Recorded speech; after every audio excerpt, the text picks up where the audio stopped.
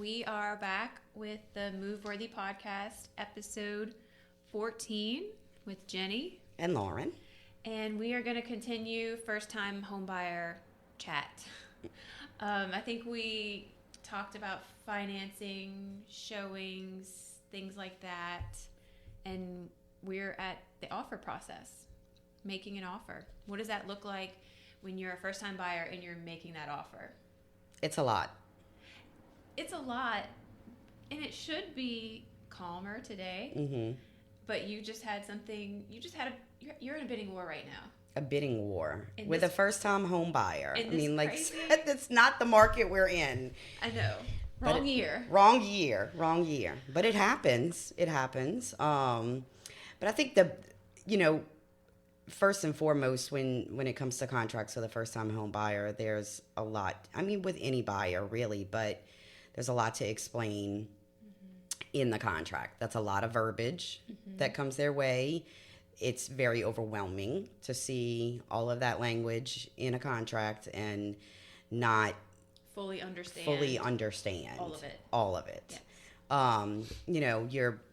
Your buyers that buy all the time know what a due diligence period is. They know they have to pay a good faith deposit. They know that there's timelines.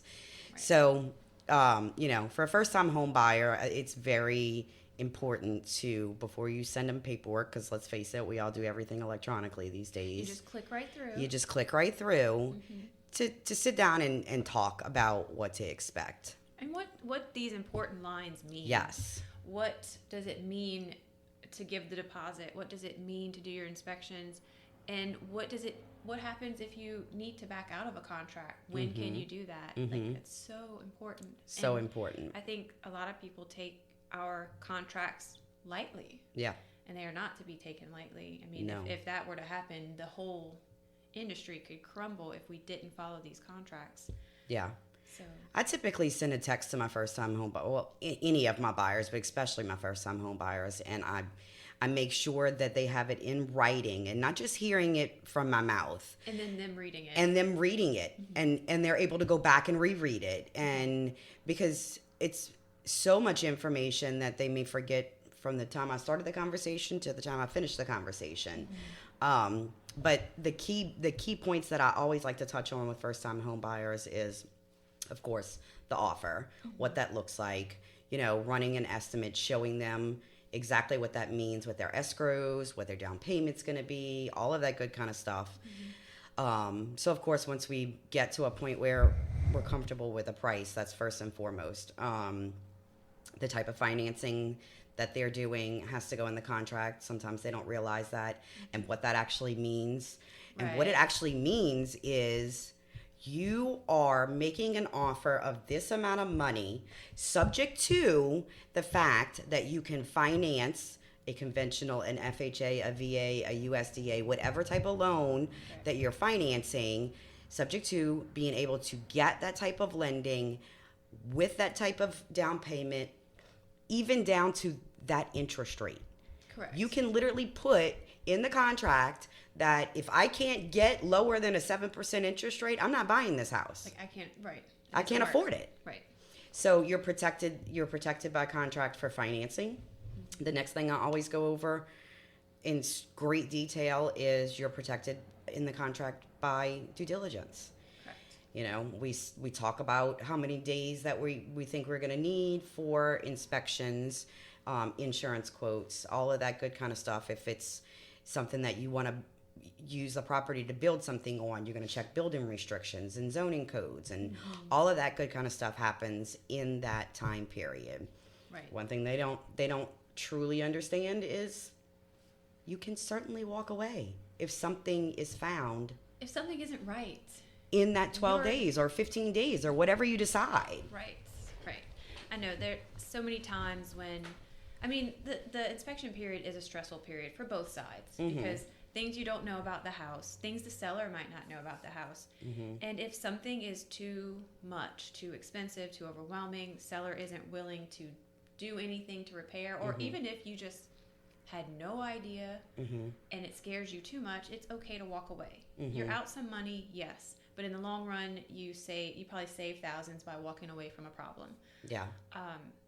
and I find people just don't feel okay doing that. And even from a seller side, like it's so, they get frustrated too, but it's like, hey, it didn't work with this one, it's going to work with another one. Yeah. And if there is a major problem that needs to be addressed and it didn't happen with that first buyer, definitely going back to that seller and saying, hey, what are we going to do about this? Definitely needs to be disclosed, but would you go ahead and fix this and remedy it, because it's going to come back up with the next buyer and the next buyer.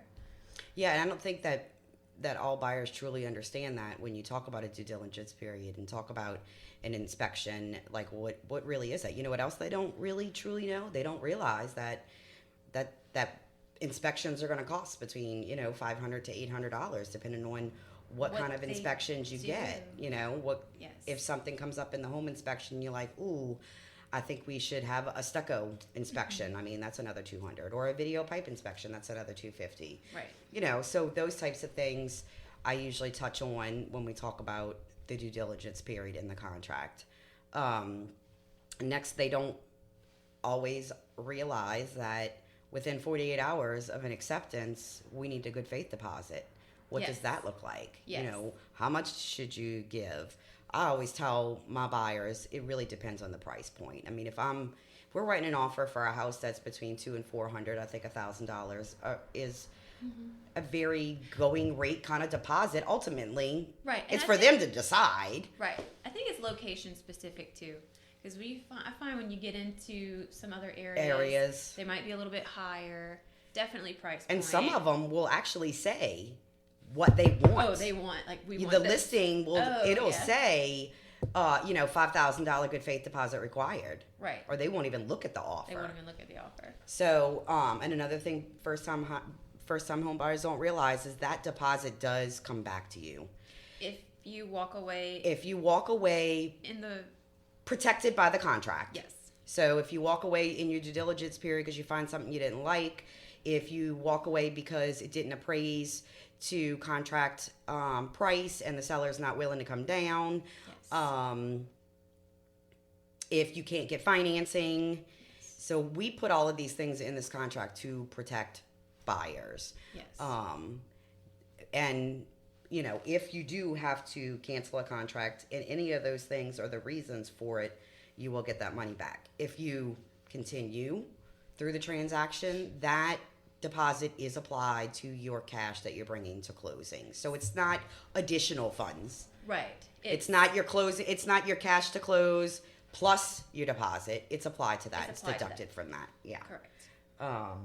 So that's another thing that I think first time home buyers are sometimes shocked. It's like, wait a minute, what? I have to give money now? Yeah. Yes. Like, you do. you have to give money now. Yes. And then the next week you're going to have to pay for inspections. And those are things that are not typically considered when you speak to a lender. Correct. Yes. So I think that's definitely something to talk through with a buyer, any buyer, definitely a first time home buyer. And then you have your appraisal. I think it's important to make sure that they know that. And that's an out-of-pocket expense also. Yes. Sometimes lenders will include that in their cost.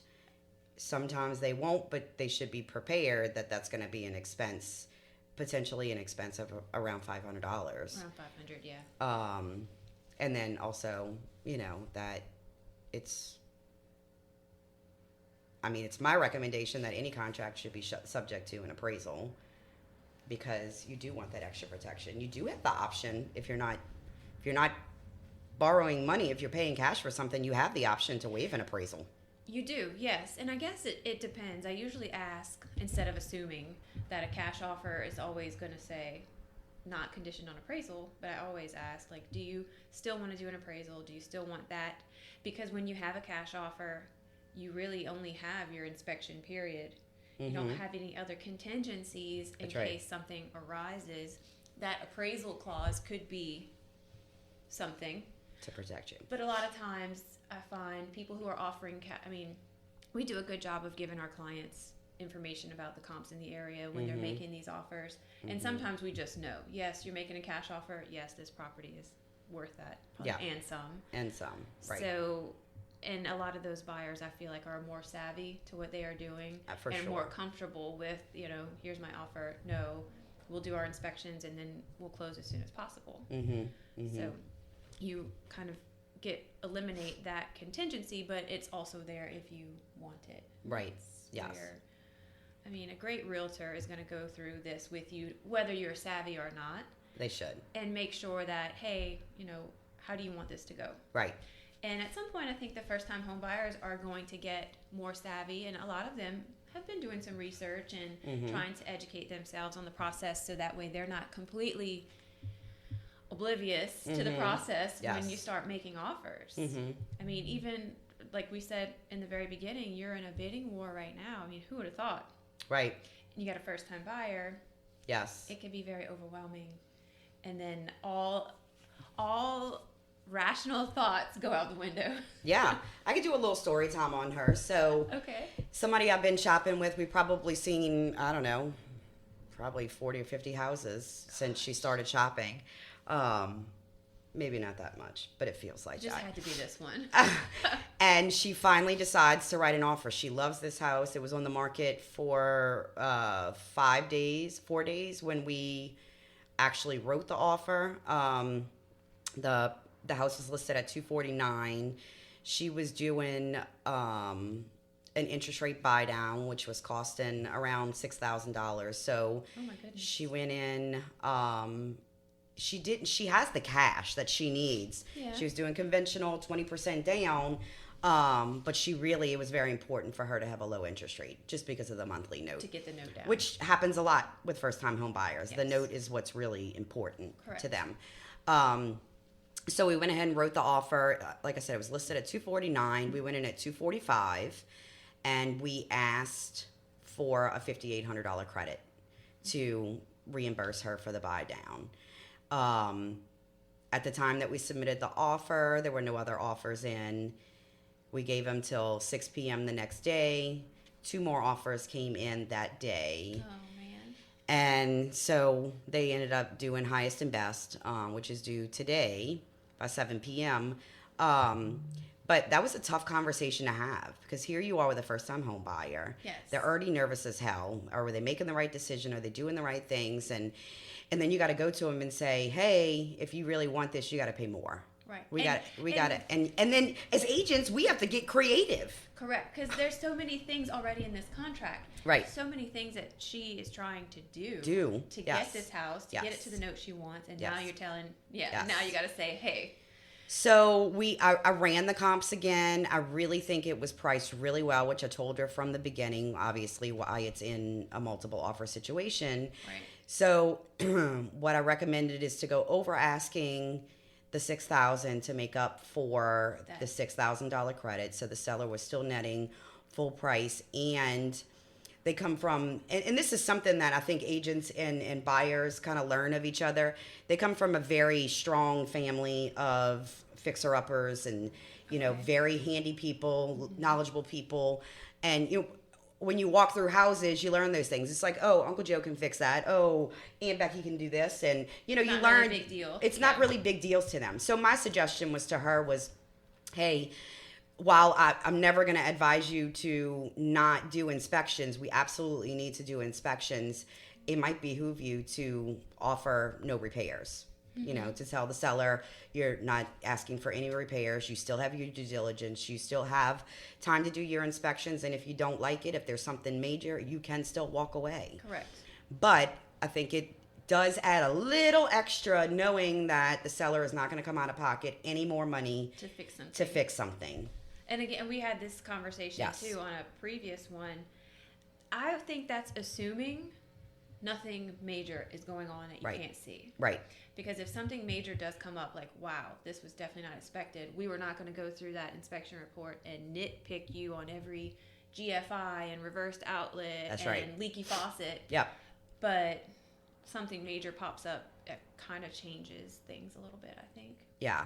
And they were totally comfortable. Like I said, she's like, we have a lot of do-it-yourselfer people in our family. I'm not concerned about asking them for any repairs. So ultimately, that's what we decided to do. We went in $6,000 over. We still asked for the $5,800 credit, and we we guaranteed no repairs. No repairs. So, Sweet. we'll Did see. you turn it in already? No. Okay. It's not due till 7 o'clock tonight. So Oh. I just got off the phone with the lender to make sure everything was good to go with the increase, and Yeah. And, we'll write it up and see what happens. wow. And ultimately, we have no idea what the other people are offering. You don't, and those were her, let me read you her exact words. She said,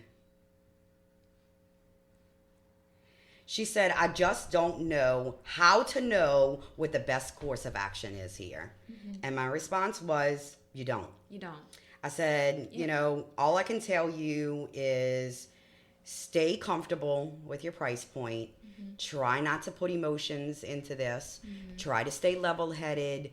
You know, everything happens for a reason. You know, stay focused on the task at hand. Right. Try not to get so indulged emotionally, because then you could make a mistake that you're going to regret forever. Later.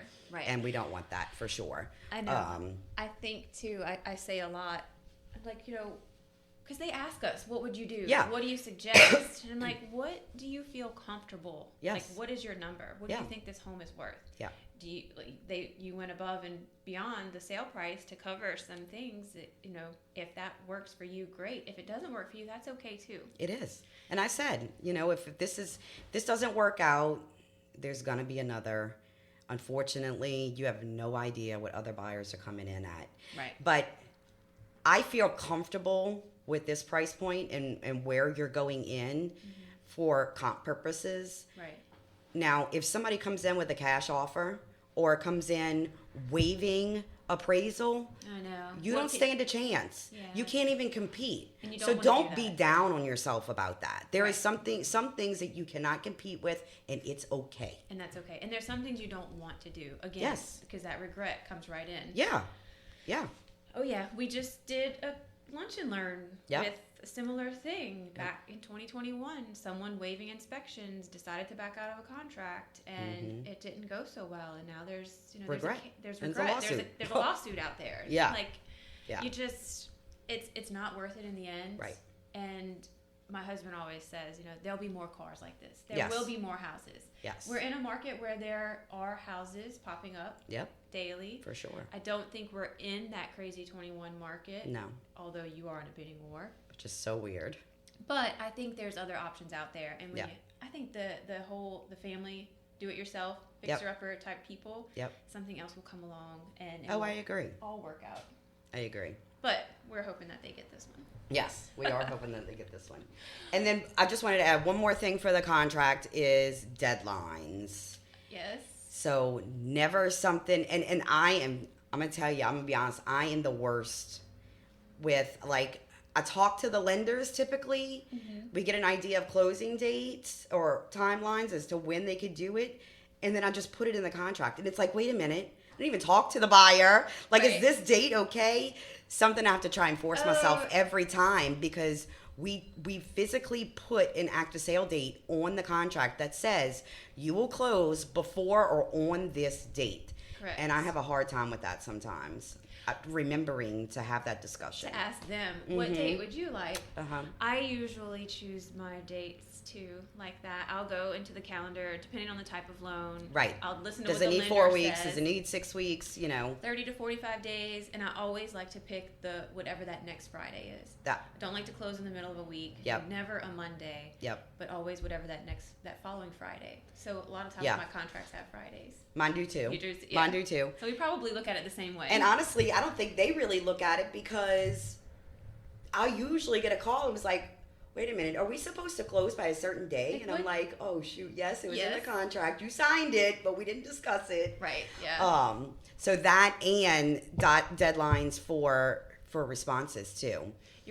Oh yes. If they, we talk to your buyers about it, let them know that, we typically allow 24 hours, but if we're in a situation where, honestly, I could have maybe avoided the bidding war on this one. With a shorter time period. Yeah. But then it's like, I know. you really want to be thoughtful to everyone in the process. I do. Because I've seen some contracts where, like, what is this 5-hour deadline? Yeah, Are you yeah, kidding me? Like, yeah. I can't even talk to everybody in 5 hours. 5 hours. Yes. Yes.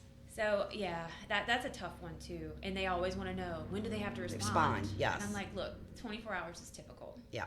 Certain situations might call for a little bit less, but man, in certain situations it might call for a little bit more. I mean, if it's like a succession or there's multiple 6 people that have to, you know, agree, sign all of it, you know, they may ask for longer. Yeah, definitely. There's so many what ifs, and I think that's important to always remember, to always let your clients remember. There's so many people involved in this one situation. There's a lot of things that happen, a lot of things that transpire.